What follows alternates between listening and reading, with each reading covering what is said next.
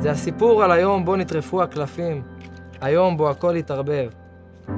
על הרגע בו שוב ישראל נרדפים, על תחילת הדימום של הלב. 7/10 וכל אוקטובר השחור, זה היום וזה החודש שקרה בנו עוד חור. 5 עשורים בדיוק מאז 73, קיבלנו עוד מכה חזקה, והפעם לתוך הראש. תוך 24 שעות כבר היינו בסדרות, מסתובבים בין הבתים, בין עירותים ואזעקות. הבלגן אז חגג, השמועות רצו מהר, עד שלאט התמונה התחילה להתבהר. לישראל חדרו באותו הבוקר כמעט 6,000 מחבלים שרצחו רק במסיבה 399 אנשים. וכמובן, הסיבה שבגללה אנחנו עדיין נלחמים. באותו היום נחטפו לנו 251 אנשים. הם נלקחו מהבתים, מהשדות, מהחיים, לתוך הגיהנום הכי שחור, הכי רחוק מאלוהים. וביניהם, כפיר הקטן, שציין שם שנה וגם שנתיים.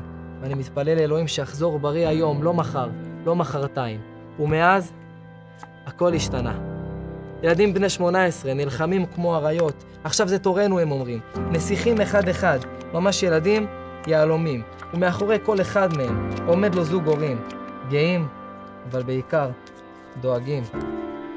295,000 אנשי מילואים בצו 8, לפי הערכות. התגייסו תוך שעות למלחמה, בלי לבטים, בלי שאלות. הם עזבו עסקים, עבודה, חופשות, משרות ומשפחות. וכך גם אני מצאתי את עצמי. בתוך עזה, עושה קסמים והופעות. אני רגיל לשחק במלחמה עם קלפים, ולא עם קלפים במלחמה. אבל החבר'ה מסביב צחקו ושמחו, וזאת הייתה הנחמה. שנת 23 נעלמה לה מהר, וגם 24. סבבים שעשינו 3, ובקרוב מגיע 4. ופה אתם נכנסים לתמונה, הפלוגה שלי מגייסת, וזה לא משנה אם היית לוחם, צוללן או בטייסת.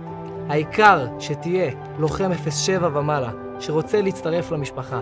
באופן זמני או לנצח, רק תבוא, ברוך הבא. כי כל קלף הוא חשוב במשחק הזה, וכל אחד יהיה לעזר.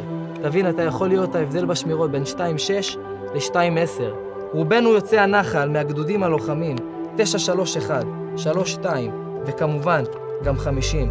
אבל גם אם השתחררת משירות סדיר ב-669, נקבל אותך באהבה אם תעזור לנו להילחם ברשע. פלוגה א', אריאל, תתכוננו להתאהב. הכל אמת, אני מבטיח, אני איתכם לא מערבב. אנחנו בסך הכל מנסים להחזיר למדינה קצת את הצבע. נקבל אתכם באהבה, והתנאים כמעט כמו קבע. לסיכום, הבלגן עוד גדול, ואי אפשר להתעלם. לכן נמשיך להתפלל ולהתייצב עד שהסיוט ייעלם. ואם אהבתם, תשתפו, תשימו לייק ותעקבו. אני הייתי עומרי, ניפגש גם באירוע שלכם כשתחגגו.